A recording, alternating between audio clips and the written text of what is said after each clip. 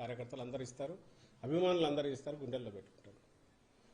కానీ ఈరోజు క్వశ్చన్ చేసే ముందు ఏదైతే ఆమె రైజ్ చేసిన క్వశ్చన్ కుటుంబాన్ని చీల్చుకునేది నీ చేతులారా అని అన్నప్పుడు నాకు అర్థం కాని విషయం ఒకటే ఏదంటే, ఇంత శ్రమ పడ్డాము, ఇంత కష్టపడితే నాకు అన్యాయం జరిగింది అన్నారు.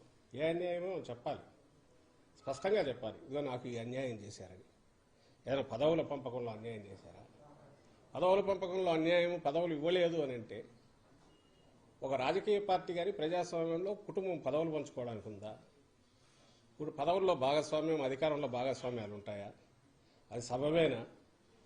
అది చర్చకు అసలు చర్చించడానికి కూడా అర్హమైందేనా? అసలు అది ప్రజాస్వామ్యం ఎట్లా అవుతుంది, రాజకీయ పార్టీ ఎట్లా అవుతుంది? ఒకసారి మొదలు పెట్టాక రాజకీయ పార్టీ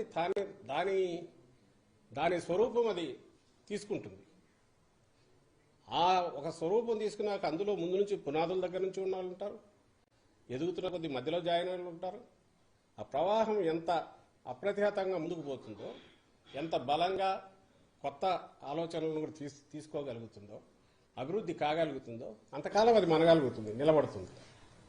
లేకపోతే చరిత్ర కాలగర్భంలో కలిసిపోతుంది.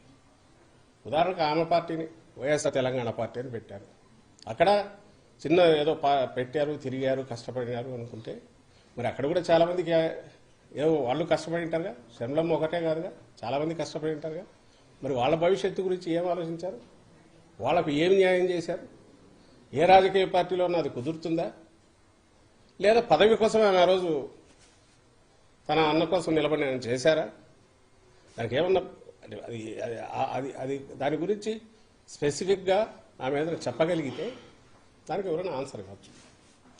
అలా కాకుండా రెండో మాట అన్నారు, అన్యాయం జరిగినా సహించాము, కానీ తర్వాత వైఎస్ఆర్ గారి ఆలోచనలు వాటిని అమలు చేయలేదు. ఫస్ట్ దానికైతే ఖచ్చితంగా ఆన్సర్ ఇవ్వాలి. ఏం అన్యాయం చేశారు, ఏం అన్యాయం జరిగింది? ఆ రోజు అందరూ కష్టపడ్డారు. జగన్మోహన్ రెడ్డి గారు ఆ రోజు అడుగులు వేశారంటే ఆయన సొంత మాటల్లోనే లక్షలాది మంది కార్యకర్తలు కదిలారు, నాయకులు కదిలారు, త్యాగాలు చేశారు, ఇంక్లూడింగ్ హిమ్సెల్ఫ్ సఫరింగ్. ఆయన సఫర్ కాకపోతే అక్రమ కేసుల్లో 16 నెలలు జైల్లోకి పోవాల్సిన అవసరమే ఉంది ఆయనకు. కాంగ్రెస్ హైకమాండ్ ఆ రోజు వాళ్ళు డిక్టేట్ చేసిన దాని ప్రకారం ఊకొట్టి ఉంటే ఆయనకు వాళ్ళ మాటల్లోనే చెప్పారు, క్యాబినెట్లోకి తీసుకునే వాళ్ళము, తర్వాత ఫ్యూచర్లో సీఎం అయ్యేవాడు. ఏం ఆస్తులు లేకనా ఆయనకు, లేక బతకలేకనా? ఒక ఒక ఒక పాయింట్ దగ్గర డిఫర్ అయి ఓదార్పు యాత్ర వద్దనడంలోనే